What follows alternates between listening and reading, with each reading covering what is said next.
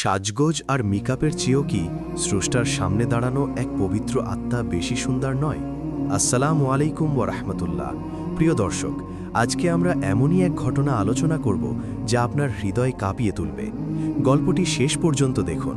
তার আগে আপনারা এখনও যারা আমাদের ইসলামিক এআই চ্যানেলটি সাবস্ক্রাইব করেননি, তারা সাবস্ক্রাইব করে পাশে থাকা বেল আইকনটি ক্লিক করে রাখুন, যাতে আমাদের ভিডিও সবার আগে আপনাদের কাছে পৌঁছাতে পারি।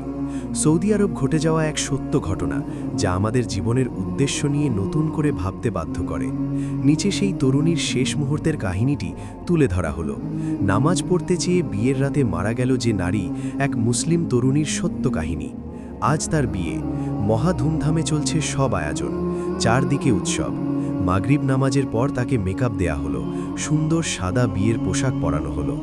এই করতে করতে এশার আজান হলো। তখন তার মনে পড়ল তার অজু নষ্ট হয়ে গেছে। সে তার মাকে বিষয়টা জানালো, মা, আমি অজু করে এশার নামাজ পড়তে চাই। তার মা এতে বিস্মিত হলেন। তুমি কি পাগল হয়ে গেছো? দেখছো না সবাই তোমার জন্য অপেক্ষা করছে?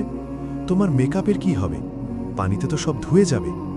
তখন তিনি বললেন, আমি তোমার মা, আমি নির্দেশ দিচ্ছি তুমি এখন নামাজ পড়বে না। তুমি যদি এখন অজু করো তবে আমি কষ্ট পাব। মেয়ে জবাব দিল, নামাজ না পড়ে আমি এখান থেকে যাব না। মা, তুমি জানো নামাজের মাফ নেই, মানুষ আল্লাহর অবাধ্য হতে পারে না। তার মা জবাব দিলেন, মেকআপ ছাড়া তোমাকে দেখলে মেহমানরা তোমাকে নিয়ে কি বলবে? তাদের চোখে তোমাকে কি সুন্দর লাগবে? তোমাকে দেখে তখন তারা কৌতুক করবে। মেয়ে তখন বলল, মা, তুমি কি এই নিয়ে চিন্তা করো যে আমি সৃষ্টির দৃষ্টিতে সুন্দর কিনা? আমার স্রষ্টা নিয়ে কি ভাবো? আর আমি ভাবছি, আমি যদি আমার নামাজ বাদ দেই তবে তার দৃষ্টিতে আমি সুন্দর হব না। মেয়েটি তখন তার অজু করতে শুরু করল। তার সব মেকআপ মুছে গেল, কিন্তু সে ওসবের কিছুরই পরোয়া করল না। তারপর নামাজ শুরু করল, যথারীতি নামাজ আদায় করতে লাগল। কিন্তু তখনও জানত না এটাই তার শেষ নামাজ। হ্যাঁ, সে যখন সিজদায় গেল তখনই তার রূহ বের হয়ে গেল। নামাজ পড়তে দৃঢ় প্রতিজ্ঞ এক মুসলিম নারী তার প্রভুর কাছে চলে গেলেন তার সামনে সিজদায় থেকে। তিনি নামাজকেই সবচেয়ে বেশি গুরুত্ব দিতেন। মেয়েটি চেয়েছিলেন তার রবের কাছাকাছি হতে, আর নামাজেই রবের সবচেয়ে কাছাকাছি হওয়া যায়। কে তার চেহারা নিয়ে, সাজগোজ নিয়ে কি বলল, সে তার পরোয়া করত না।